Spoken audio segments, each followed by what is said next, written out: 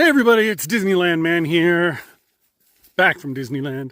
I was wanting to talk to you. There's so many things that happened at Disneyland over the last week, so I thought today I would talk about, I suppose, one of the biggest disappointments, which is a weird place because there were so many good things that happened.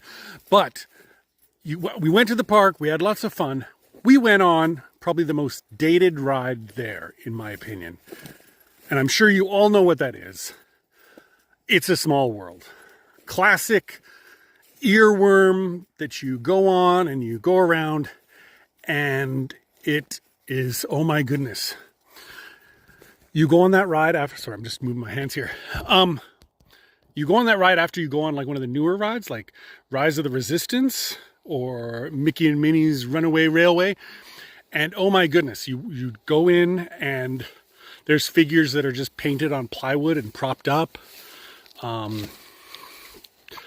The walls seem very bare and you can see the ceiling easily. Everything just looks grimy.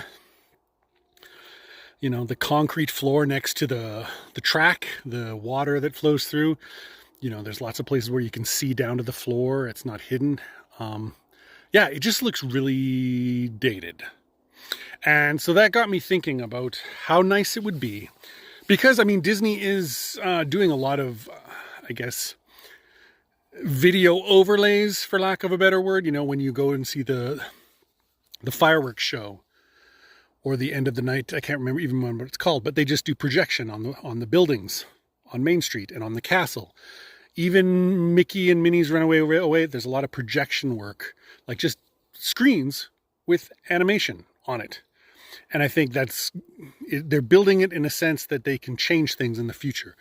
The rides can be reprogrammed a little bit. They can change the animation, and you could have a completely different ride. They need to do something like that with It's a Small World. Make it a little darker, add some lighting,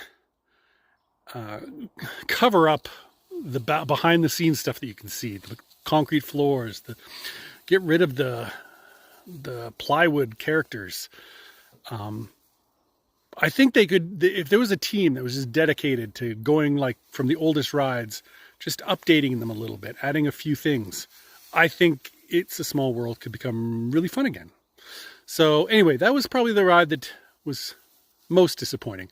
But lots of good things to talk about, which I'll do tomorrow. Talk to you guys later.